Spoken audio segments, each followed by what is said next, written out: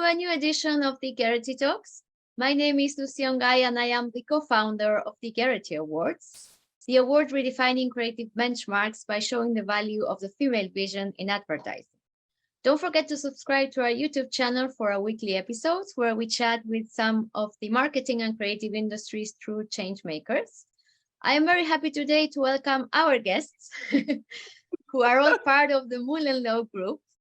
We have Abi Aquino, Chief Creative Officer from MullenLowe, Philippines.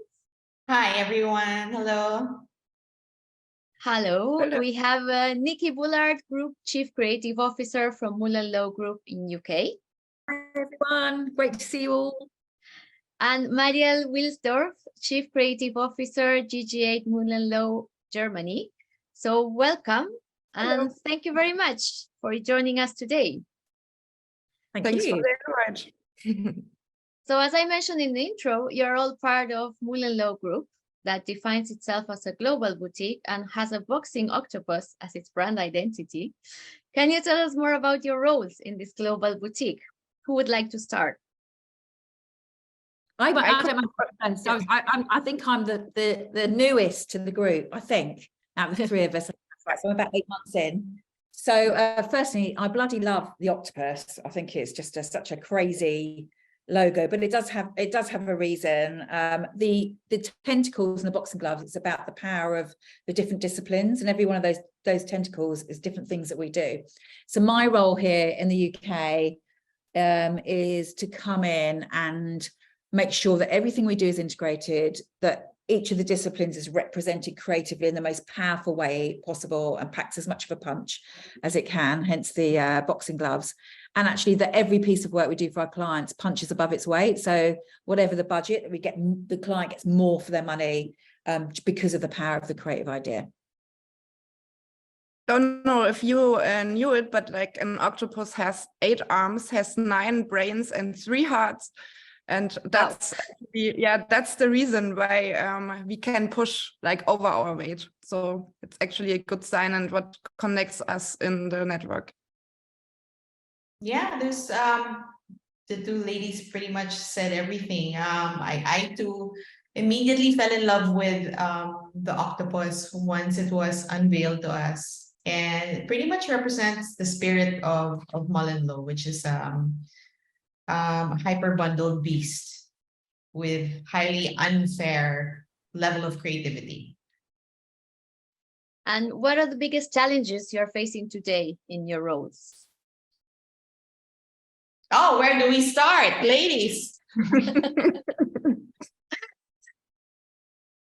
I think for me, I think it's, is the finding those creative people who are truly integrated. So we have some amazing people, amazing disciplines. We do have people who are truly integrated, but I think as an industry, I don't think it's within our agency, but I think it's within the industry, is finding people who are really multidisciplined and have a real knowledge. They don't have to be brilliant at everything, but have that real knowledge of all the other skill sets. And I think that's something that's starting to happen now. The younger people are coming out and through the creative colleges and coming in now are much more multidisciplined than I think when I first started. So there's a lot to look forward to, but I'd say that is one of the challenges.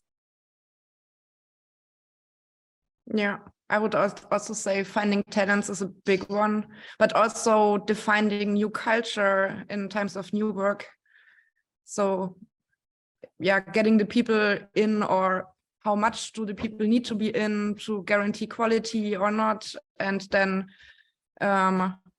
so us, for example, in Hamburg, we have just 2 days in a month where the people have to come in.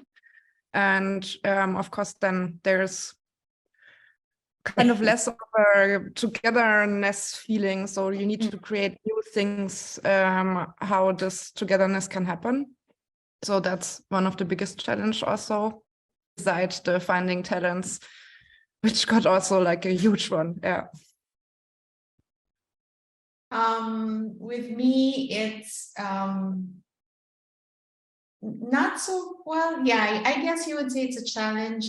With the youngest batch of creatives that we've hired, and me getting older as we sit here, I'm really starting to feel the gap more, I think the gap feels more, oh, I'm so sorry, my cat just walked past.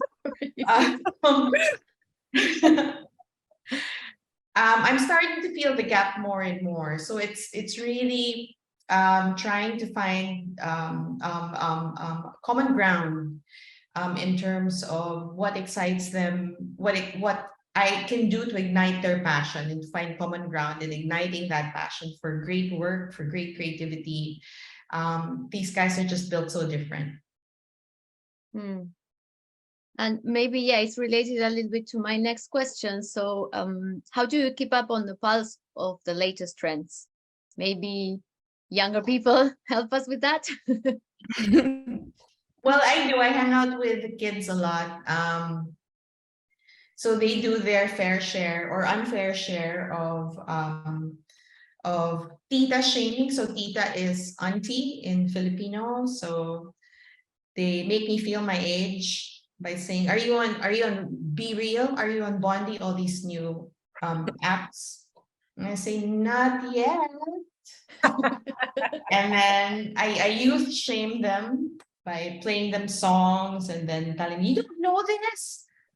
Why don't you know this is a classic Steely Dan song? You don't know Steely Dan or something. I love that. I think teasing the kids. I mean, I've got two sons, one's 20 and one's 16. I know I look too young, right, to have those kids. Right. I would know. Jesus. But yeah, they're great. And I think that thing of surprising them. And like we just use an artist actually in one of our pieces of work, and his name's Big Zoo, and he's got massive street cred, and he's a street chef, and he's also in the sort of grime scene, and it's like really cool. And I showed them what we were doing with them, and they were like, they felt sick that I was actually touching culture, which is quite unusual. I think for me, I think it's about, I try and we can't possibly keep up with everything, right? Because we wouldn't have time to do our jobs. I think it's about surrounding ourselves with different people from different backgrounds who are into different things. I try and keep my eyes and ears open as much as I can. I listen to talk radio, so I listen to phone-in shows because I love hearing what people think in the current moment. I love walking around. I'm a bit weird, but I love walking around supermarkets. It's one of my favorite things, and watching what people are doing and what they're popping in there. Things. I love clothes shopping. I'm on fashion websites. What the hell are people wearing? It's crazy. And anything from, going to the like Selfridges all the way through to ASOS and just seeing what's going on. And I'm really nosy. So I think that's probably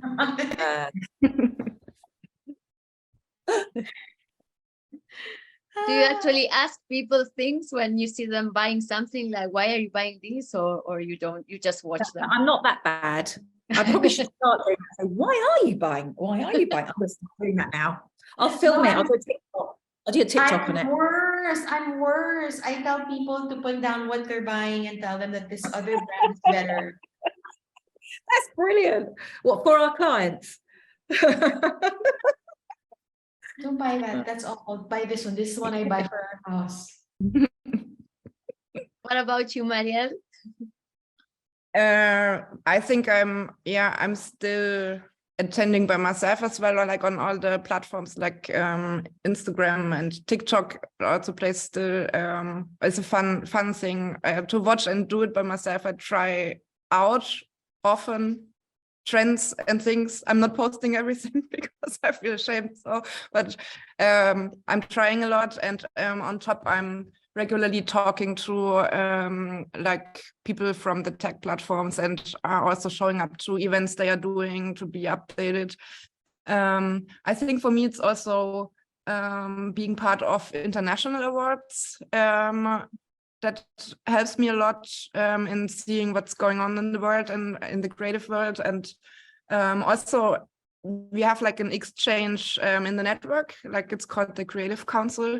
So this is also kind of similar to the jury things, I would say. So we show the work and show what's like the highlights from each location. So this is also quite cool. Yeah. And on top, we are trying to train the people on different expertises. So I think for this year, for example, AI will be a big topic. to be updated and informed, and yeah, keeping track. And you mentioned being in the juries, so you have all been on the jury for many awards, including Gerety.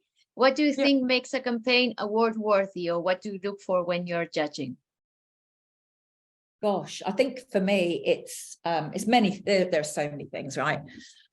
So firstly, I don't know about everyone else's call, no matter which award show you're judging, there's a slight nervousness being a judge, because you feel like you're kind of going to get judged yourself on the decisions you make, right? And then you've got to, you get to know your jury, and then you have the best time of your life. It's amazing. I think it's just brilliant. It's the best part of our jobs, I think, and we learn so much. But I think for me, it's about being surprised, in lots of different ways, and you go through different emotions. I want to see incredible craft. I want to see incredible ideas, but more than anything, I want to see progressive work. So something that moves a conversation along, or moves an industry along, moves society along, moves just our thought process along, moves technology along. Something that's progressive, that as an industry we can say, right, I can't wait to see what we do next year. So I know in these shows we're going to see a lot of stuff around AI, and the emerging technology that we all know about. I'm sure we're going to see loads of ideas around that, but that's amazing, right? Because we're going to be seeing what we're going to do with it this year. And we know, like, the gaming trend, I think, in awards shows, if we go back 6 or 7 years ago, was so nascent, and it was like, oh my god, this is really different. But where it's got to now, it got a bit tiresome 2 or 3 years ago, but now it's getting even better and even better. And I think it's become a medium, not just a way to do a gaming idea. And isn't that cool? And it's different. So I think for me, it has to be progressive and move us on. It also, if it can make me cry, or make me laugh out loud, or just make me go, shit, I wish I'd done that, and be really jealous. And I think it's pretty good. Yeah. For me, my criteria is pretty much if it makes me feel something, and that's something that gets really harder every year that we do our work, right? Because it takes a lot out of us to keep that level of optimism whenever we view something.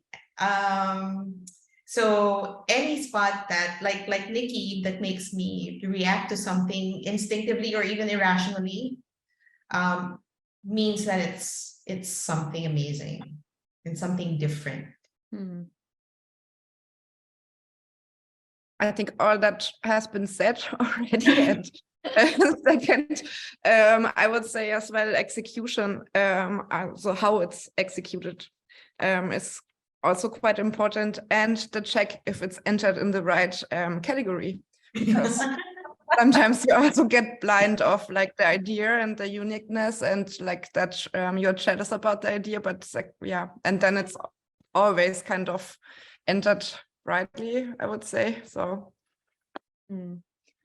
And as creative leaders, how do you encourage the people that work with you to give out the creative best? Do you have any tips or things you put into practice with the creative leadership in this time of phenomenal change, which is becoming like more difficult?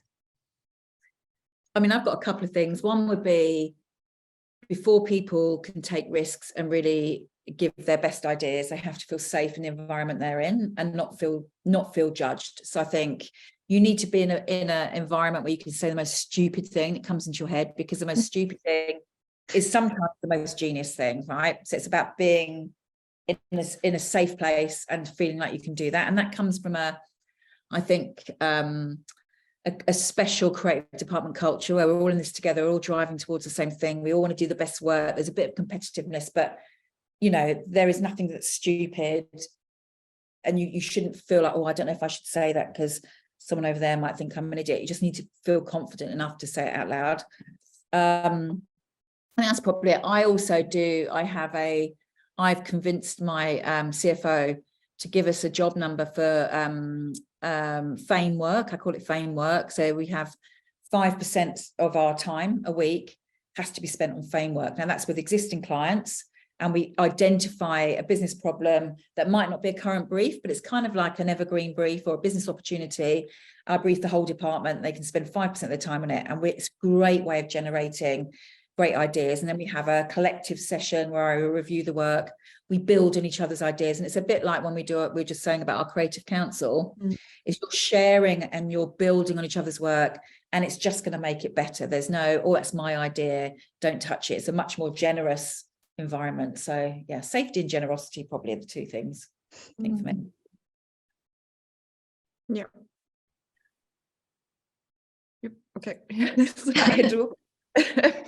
I'm trying to the cat is really fun. I'm trying to find and support the people in like their individual expertise and talent. So putting them into like or on a job that lies in their expertise, so they enjoy doing it and have, they can do what they can do best, so it's automatically fun. And of course, that's not all jobs we have are fun, and there are still jobs that need to be done. But we're trying to find the balance in the team, that you always have the balance, also having like a fun job and the ones that have to be done. And on top, we are giving them the individual chance then also to learn and grow, to extend their knowledge. I guess for me, similar with what Marielle and Nicky said, I have an opening speech for every new creative that comes in, and I tell them, this is what I'm like, this is what your creative leaders are like. We are some of the nicest people, maybe to a fault, and I reassure them that if you're gonna go for it, this is the place to go for it. Nobody's gonna laugh at you, nobody's gonna ridicule you, because everybody has a fair shot at everything, right? Nobody's better or lesser, just go for it, and we're here. And I tell them, at the end of the day, we're not killing anybody with their jobs, which is great, right? So just go for it. So once I give that, then immediately there is a, well, I'd like to think there's a sense of comfort and level of relaxation for the kids that lets them sort of just go do what they have to do. So yeah, so creating like a safe space where people can basically express themselves with whatever best they can come out with, right? yeah, Like that. And how did you begin your journey in advertising? Was it something you always wanted to do, or was it just by chance, or you just fell into it?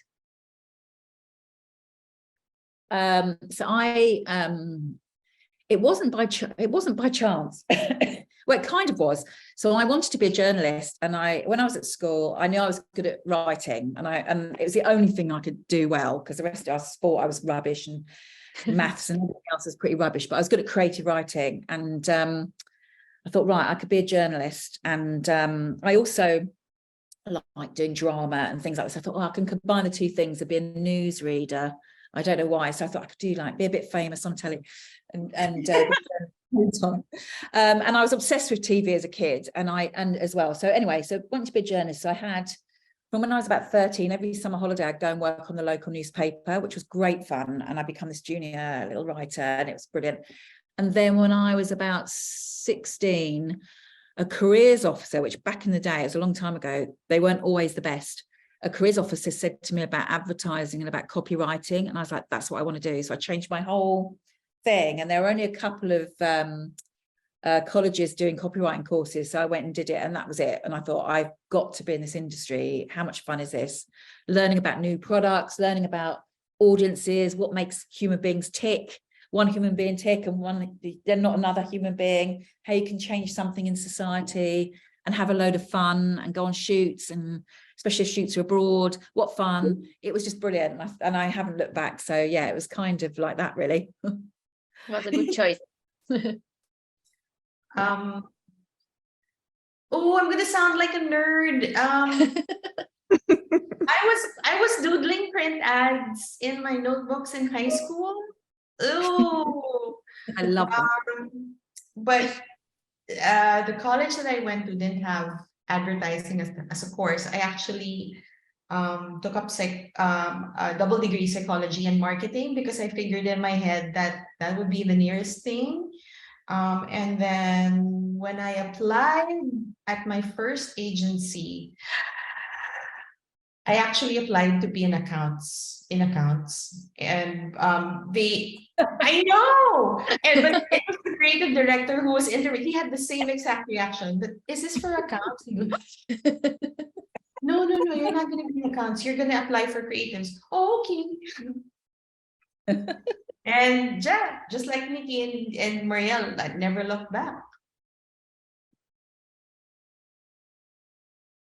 Yeah, I knew it since I was around 15. And I had an uncle who was quite big in PR. And he was always the funniest on like family parties because he had the best stories.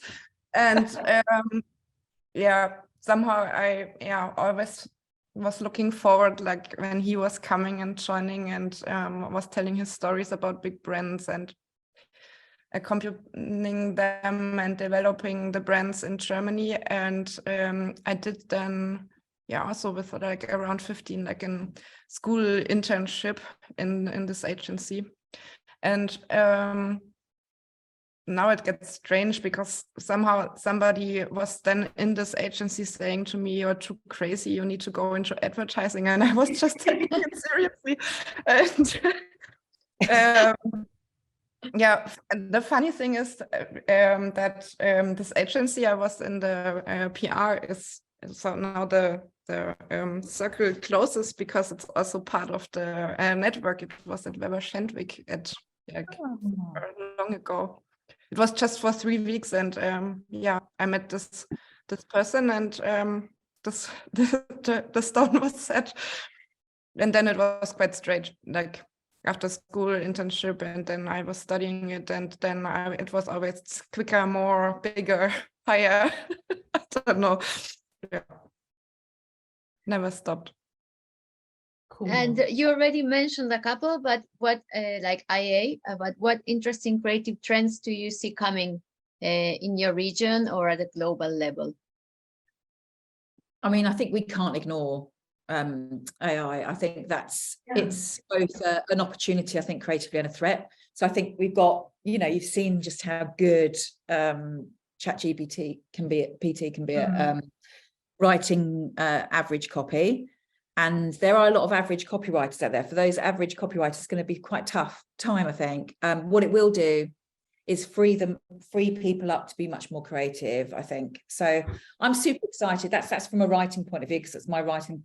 I just think, I don't know, I'm quite excited about it. I think it's a new dawn. I think that's probably, I don't think there's anything bigger than that at the moment. Same. It's just what we've been talking about the past few days at the office as well. To me, it feels like this giant shadow that's coming around the corner, and people aren't exactly sure what's causing that huge, massive shadow, whether it's a tiny kitten or a dinosaur behind it. I don't know, or in front of it. So, but everybody's like, yeah. In Germany as well, it's AI will be the big topic. First, it started with just trying and laughing about it, what it can do, and I think, everybody is like testing it right now and trying to somehow get it into the process, because it helps actually a lot for mood boards, for like even basic text starts. Can be quite cool and like a help. Yeah. the other thing I've been feeling, I don't know if you guys are here or observing something different. It feels like the work that's been coming out the past couple of years, also because of everything that's happened, it feels like we're sort of in a flux, and we're people are trying to throw anything out and see what's sticking, but there really, in terms of trends, there really isn't any major big thing that I'm seeing. It's just a hodgepodge of this and that. Right? I think there was a trend of, and there still is, obviously, and we as creative people, of course, we want to do purpose-driven work. So there's the whole purpose. It's not a new trend, but I do think what's happening there, and it's something we talk about a lot here in our London office, which is purpose is nothing without progress. So going back to the progressive thing is, how do we do purpose-driven work for our clients, but that'll actually make progress for their bottom line or for society? It has to make a tangible difference, something we can measure. I think that's going to be the difference. I think we've got much more critical in the award shows, definitely, on purpose-driven work. There has to be a tangible result, you know, whether it's something that saved one person's life, which is a massive result, or it's got 6 million signatures that's changed the law, or whatever it happens to be, or it's, you know, sold 20,000 units of a new product. There has to be a tangible, not commercial, but it has to be a tangible result and some progress made with it. So I think we're getting harder on the work. I think that is a trend. I've noticed it on juries. We're much harder. Okay, cool. So I am looking forward to this big cloud that Abi mentioned. I'm very curious to see what happens with that. Thank you so much for sharing your views, your lives, your careers, and your thoughts with us today. And wishing you all the best for all the projects you get along for this year. Thank you. Thank Thanks you so so much.